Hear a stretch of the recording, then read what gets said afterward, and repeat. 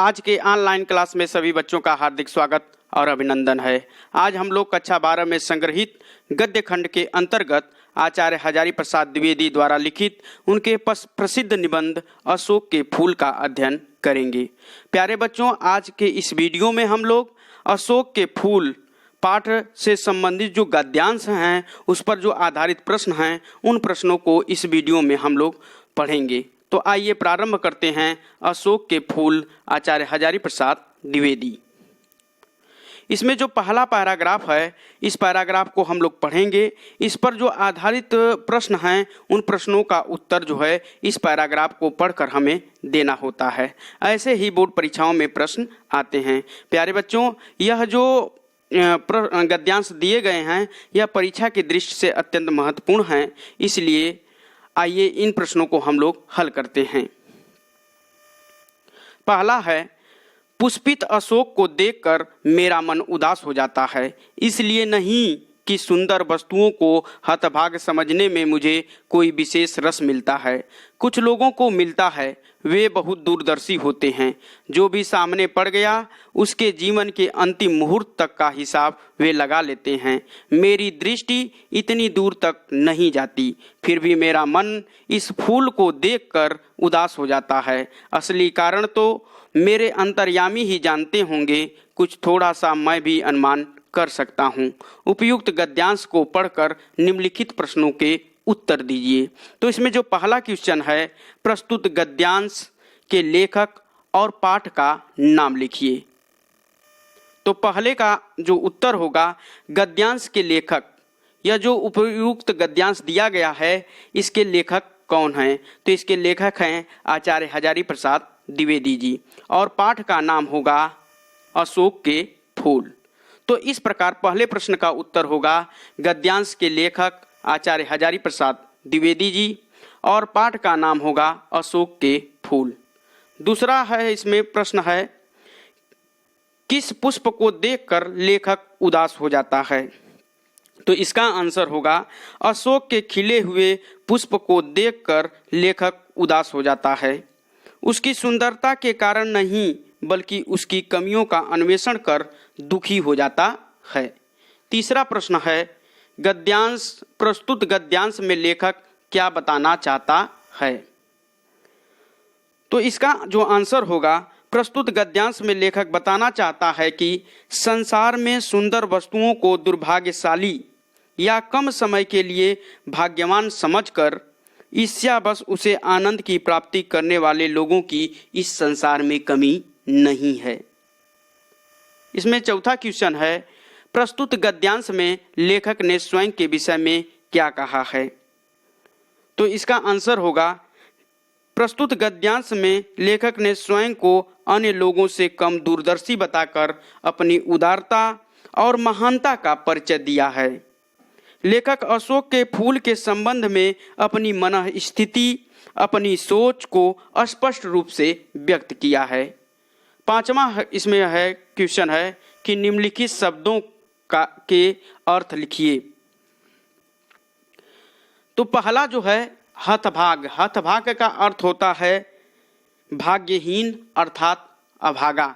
जो अभागा व्यक्ति होता है, जो भाग्यहीन व्यक्ति होता है, उसके लिए हतभाग्य शब्द का प्रयोग किया जाता है। दूसरा शब्द है दूरदर्शी। का अर्थ क्या होगा?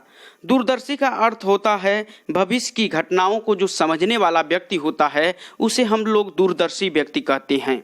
प्यारे बच्चों, इस प्रकार पहले पैराग्राफ पर जो आधारित प्रश्न थे उन प्रश्नों को हम लोग हल कर लिए। अब देखेंगे दूसरे पैराग्राफ को।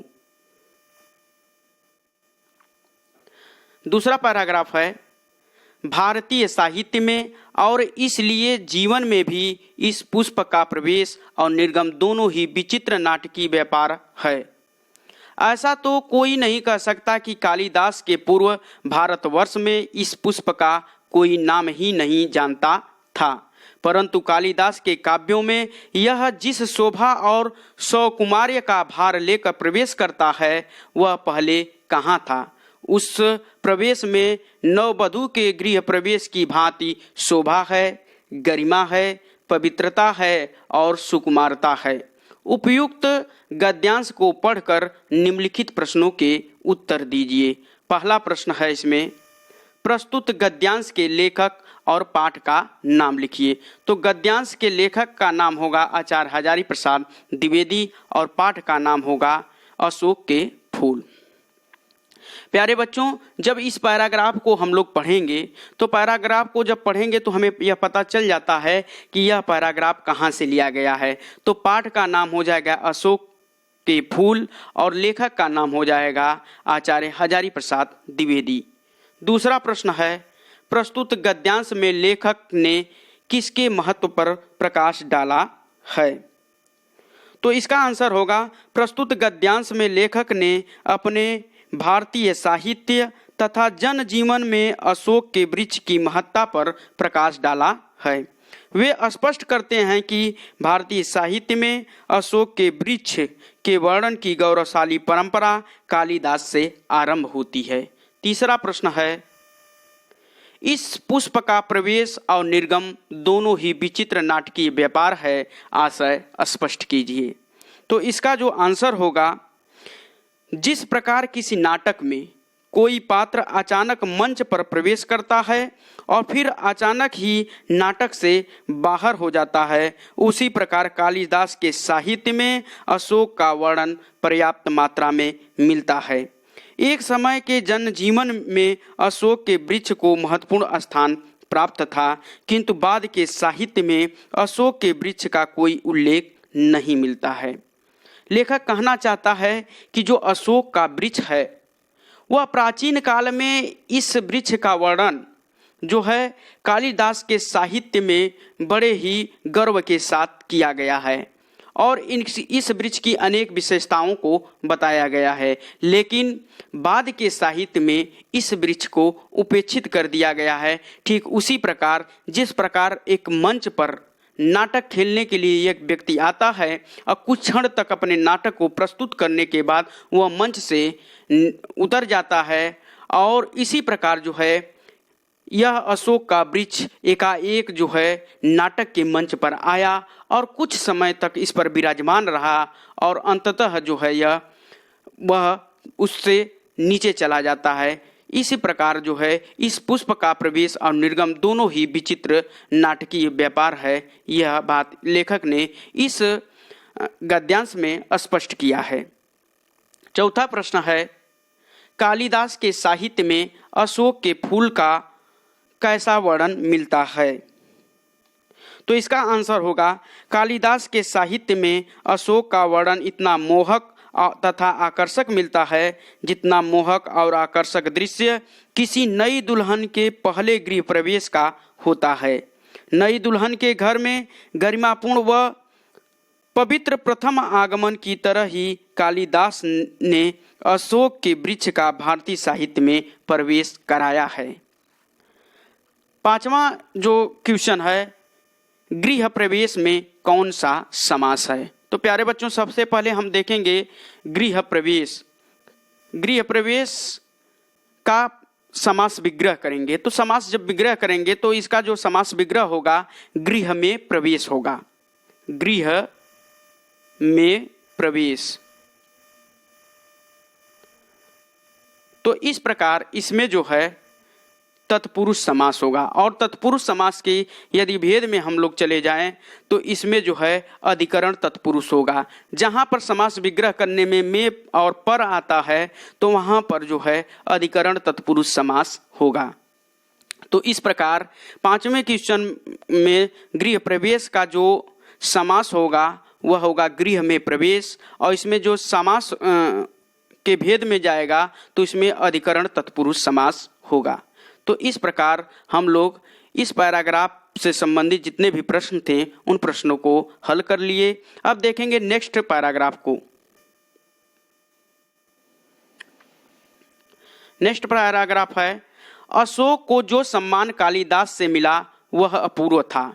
सुंदरियों के आसिंजनकारी नुपुर वाले चरणों के मृदु आघात से वह फूलता था, कोमल कपोलों पर कर्णावंतस के रूप में झूलता था, और चंचल नील अलकों के अचंचल शोभा को 100 गुना बढ़ा देता था।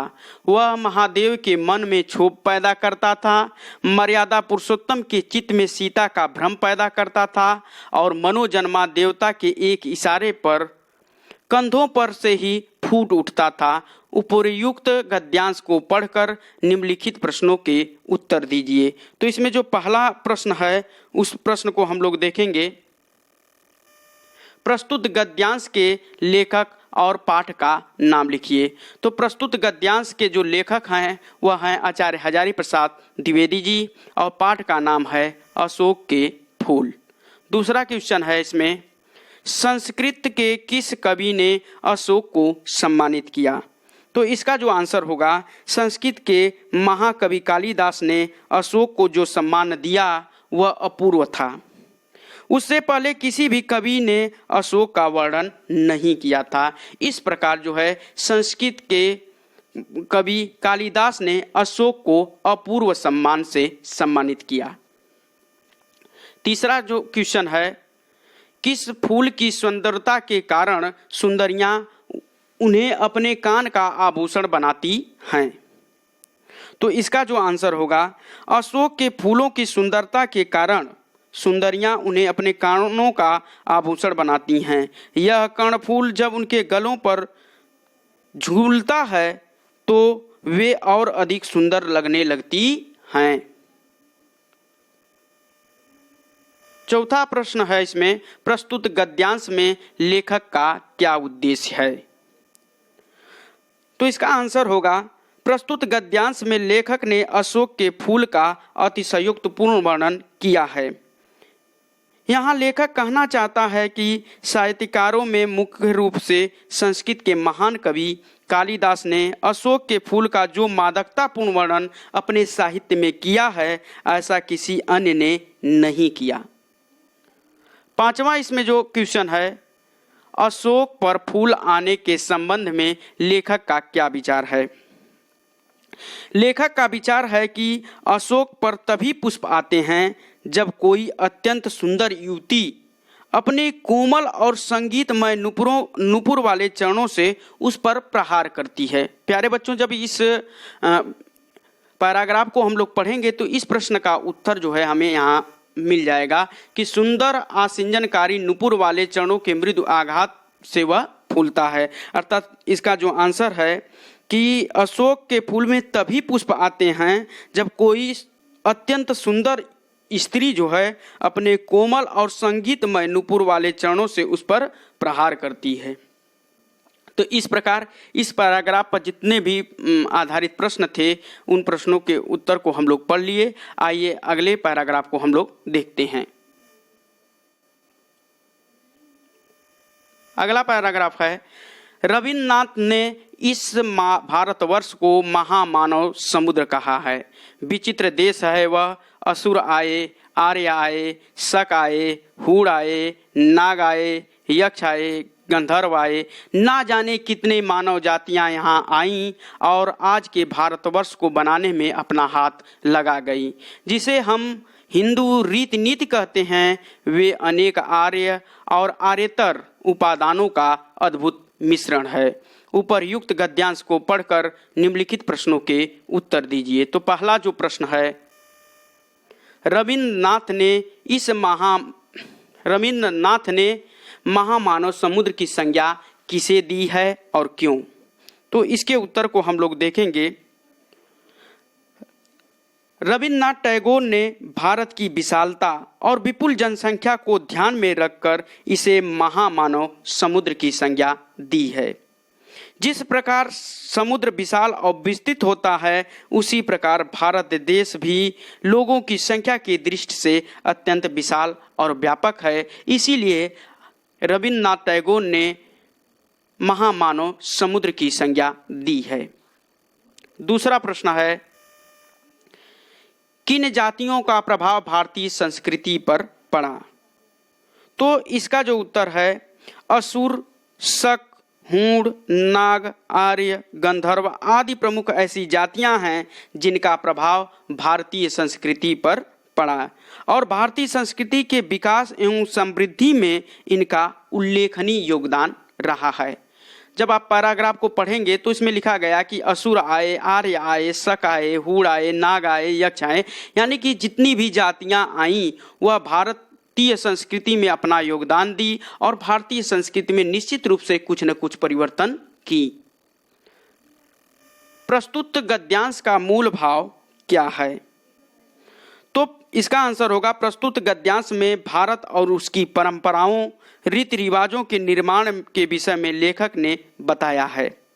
हिंदू रीति रिवाजों और नीतियों को यहाँ विचित्र माना है क्योंकि यह संसार की विविध संस्कृतियों का सम्मिश्रण है। लेखक ने किस संस्कृति को प्रसिद्ध माना है? तो इसका आंसर होगा लेखक ने भारतीय संस्कृति को विश्व में प्रसिद्ध माना है क्योंकि आज समूचे विश्व में हिंदू रीति रिवाज के नाम से जो भारतीय संस्कृति प्रचलित है वह वास्तव में आर्यों और यहाँ पर आने वाले अनेक दूसरे जातियों का मिला जुला रूप है। 5वां क्वेश्चन है, उपयुक्त गद्यांश के पाठ का नाम और लेखक का नाम लिखिए। तो प्यारे बच्चों, पाठ का नाम हो जाएगा अशोक के फूल और लेखक का नाम होगा आचार्य हजारी प्रसाद द्विवेदी। तो इस प्रकार इस पैराग्राफ से संबंधित जितने भी प्रश्न थे उन प्रश्नों के उत्तर को हम लोग पढ़ लिए। अब देखेंगे अगले पैराग्राफ को। अगला पैराग्राफ है, कहते हैं दुनिया बड़ी भुलक्कड़ है, केवल उतना ही याद रखती है जितने से उसका स्वार्थ सधता है, बाकी को फेंक कर आगे बढ़ जाती है। शायद अशोक से उसका स्वार्थ नहीं सधा क्योंकि उसे वह याद रखती सारा संसार स्वार्थ का अखाड़ा ही तो है। उपयुक्त गद्यांश को पढ़कर निम्नलिखित प्रश्नों के उत्तर दीजिए। तो इसमें जो आधारित पहला प्रश्न है उस प्रश्न को देखेंगे, प्रस्तुत गद्यांश में किस प्रसंग की चर्चा की गई है? तो इसका जो उत्तर होगा, प्रस्तुत गद्यांश में लेखक आचार्य हजारी प्रसाद द्विवेदी जी ने रचनाकारों अर्थात साहित्यकारों द्वारा अशोक के फूल को भूल जाने की आलोचना की है। दूसरा जो प्रश्न है, लेखक ने गद्यांश में किस प्रकार के लोगों को स्वार्थी कहा है? प्रस्तुत गद्यांश में लेखक आचार्य हजारी प्रसाद द्विवेदी ने रचनाकारों तथा साहित्यकारों द्वारा अशोक के फूल के भूल जाने की आलोचना की है और यह संसार बड़ा स्वार्थी है, यह केवल उन्हीं बातों को याद रखता है जिससे उसके स्वार्थ की सिद्धि होती है। लेखक ने उन लोगों को स्वार्थी कहा है जिन लोगों ने जब तक जिस वस्तु का उपयोग था उसको अपने उपयोग में लिया, लेकिन जैसे ही उसका उपयोग समाप्त हो गया उसे जो है भूल गए, ऐसे व्यक्तियों को लेखक ने स्वार्थी कहा है। तीसरा प्रश्न है, सारा संसार स्वार्थ का अखाड़ा ही तो है से लेखक का क्या तात्पर्य है? इसका आंसर होगा, लेखक कहना चाहता है कि यह संसार जो है स्वार्थी व्यक्तियों से भरा पड़ा है। यहाँ हर व्यक्ति अपने ही स्वार्थ को साधने में लगा हुआ है, उसे अपने ही स्वार्थ को सिद्ध करने से फुर्सत नहीं है, तो वह अशोक के फूल की क्या परवाह करेगा जो शायद उसके लिए किसी भी काम का नहीं है। लेखक ने ऐसे व्यक्तियों को की चर्चा की है कि ये जो सारा संसार है वह स्वार्थ का अखाड़ा है। जब तक आपकी ज़रूरत है लोग आपके साथ रहेंगे और जिस दिन आपकी ज़रूरत समाप्त हो जाएगी लोग आपका साथ छोड़ देंगे। इस प्रकार लेखक ने इस बात को स्पष्ट करना चाहा है, अशोक के वृक्ष के माध्यम से स्पष्ट करना चाहा है कि जब तक अशोक का उपयोग था तब तक लोगों ने उसे साहित्य में वर्णित किया, लेकिन बाद के साहित्य में उसका उपयोग नहीं था, इस प्रकार उसे लोग उपेक्षित कर दिए। इस प्रकार इस संसार में जितने भी लोग हैं वह लोग स्वार्थ से प्रेरित हैं। जब तक उनका स्वार्थ सत्ता है तब तक दूसरे को वह सम्मान देते हैं, दूसरे पर विश्वास करते हैं, लेकिन जिस दिन उनका स्वार्थ पूरा हो जाता है वह उसका सम्मान देना भूल जाते हैं। चौथा प्रश्न है, फूल शब्द के पर्यायवाची शब्द लिखिए। तो प्यारे बच्चों, फूल का जो पर्यायवाची शब्द होगा कुसुम, का अर्थ भी फूल होता है। कुसुम होगा, सुमन होगा, प्रसून होगा, पुष्प होगा। यह जो है फूल के पर्यायवाची शब्द हैं। स्वार्थ, पांचवा है स्वार्थ शब्द का विलोम लिखिए। तो स्वार्थ शब्द का जो विलोम होगा वह होगा निस्वार्थ। निस्वार्थ। तो प्यारे बच्चों, इस प्रकार इस पैराग्राफ से जो संबंधित प्रश्न थे उन प्रश्नों के उत्तर को हम लोग देख लिए। अब देखेंगे अगले पैराग्राफ को। अगला पैराग्राफ है, अशोक का वृक्ष जितना भी मनोहर हो, जितना भी रहस्यमय हो, जितना भी अलंकारमय हो, परंतु है वह उस विशाल सामंत सभ्यता की परिष्कृत रुचि का ही प्रतीक जो साधारण प्रजा के परिश्रमों पर पली थी, उसके रक्त के संसार कणों को खाकर बड़ी हुई थी और लाखों करोड़ों की उपेक्षा से जो समृद्ध हुई थी। वे सामंत उखड़ गए, समाज ढह गए और मदनों उत्सव की धूमधाम भी मिट गई। संतान कामिनियों को गंधर्वों से अधिक शक्तिशाली देवताओं का वरदान मिलने लगा। पीरों ने, भूत भैरवों ने, काली दुर्गा ने यक्षों की इज्जत घटा दी। दुनिया अपने रास्ते चली गई, अशोक पीछे छूट गया। उपरयुक्त गद्यांश को पढ़कर निम्नलिखित प्रश्नों के उत्तर दीजिए। तो इसमें जो पहला प्रश्न है, लेखक ने प्रस्तुत गद्यांश में किसकी प्रशंसा की है?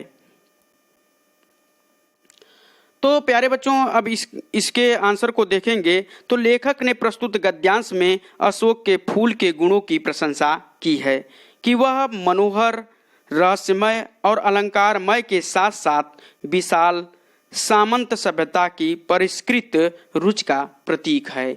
दूसरा है, प्रस्तुत गद्यांश का भाव स्पष्ट कीजिए। तो प्रस्तुत गद्यांश में अशोक को सामंतीय व्यवस्था के प्रतीक के रूप में स्थापित किया गया है। सामंतों ने जनसाधारण का शोषण किया था, इसलिए कालांतर में जनसाधारण ने सामंतों को पददलित कर दिया और उसी के साथ अशोक को भी पददलित कर दिया। इसी भाव को इस गद्यांश में स्पष्ट किया गया है। तीसरा प्रश्न है, लेखक ने किसके अधिकारों के हरण की बात की है? प्यारे बच्चों, जब इस पैराग्राफ को हम लोग पढ़ेंगे तो यह बात स्पष्ट हो जाएगी कि लेखक ने किसके अधिकार के हरण की बात की है। लेखक ने जनसाधारण के अधिकारों के हरण की बात की है। लेखक कहता है कि सामंती व्यवस्था ने जनसाधारण के खून पसीने से कमाई गई धन से अपने तिजोरियों को भरने लगा और यह आम जनता का खून ही चूसकर महाबली बने। इस प्रकार जो है इसमें जो है जो लोग बड़े थे, सामंती व्यवस्था के जो प्रतीक थे, जो सामंत लोग थे, उन्होंने मजदूरों के खून पसीने की कमाई को चूस कर जो है बड़े बने। इसी की बात कही गई है कि इसमें जो है शोषक वर्ग ने शोषित वर्ग का हरण किया। चौथा प्रश्न है इसमें, अशोक के फूल की प्रतिष्ठा कम होने का कारण क्या है? इसके आंसर को देखेंगे तो अशोक के फूल की प्रतिष्ठा कम होने का कारण यह है कि अशोक के फूल की जो आज प्रतिष्ठा में कमी आई है उसका महत्वपूर्ण कारण यह है कि वह उस विशाल सामंती सभ्यता के रुचि का प्रतीक रहा है जिसने जनसाधारण के रक्त को चूस चूस कर अपनी तिजोरियां भरी हैं। लेकिन समय के साथ साथ वह सामंती व्यवस्था मिट गई, वह सामंती व्यवस्था ढह गई और उसी के साथ अशोक के फूल की प्रतिष्ठा भी धीरे धीरे धूमिल हो गई। इसी का वर्णन लेखक ने इस प्रश्न में किया है। पांचवा क्वेश्चन है, दिनों उत्सव का संधि विच्छेद करते हुए भेद बताइए। तो दिनों उत्सव का सबसे पहले हम संधि विच्छेद को देखेंगे। तो इसका जो संधि विच्छेद होगा दीन प्लस उत्सव होगा, दीन प्लस उत्सव। और इसमें जो संधि का जो भेद होगा वह गुण संधि में होगा, क्योंकि अ प्लस उ बराबर क्या होता है, ओ होता है। इस प्रकार दिनों उत्सव का जो संधि विच्छेद होगा दीन प्लस उत्सव होगा और इसमें जो संधि होगा वह गुण संधि होगा। प्यारे बच्चों, आज के इस वीडियो में हम लोग अशोक के फूल, जिसके लेखक आचार्य हजारी प्रसाद द्विवेदी जी हैं, इससे संबंधित जो महत्वपूर्ण पैराग्राफ थे, उस पर आधारित जो प्रश्न थे, इस वीडियो में उनको हम हल किए, क्योंकि यह जो पैराग्राफ हैं परीक्षा की दृष्टि से अत्यंत महत्वपूर्ण हैं। तो इन पैराग्राफ को हम लोग आज इस वीडियो में अध्ययन किए। इस वीडियो से संबंधित जो PDF है आपको इसी वीडियो के डिस्क्रिप्शन में मिल जाएगा, आप वहां से उसे डाउनलोड कर सकते हैं। आज बस इतना ही।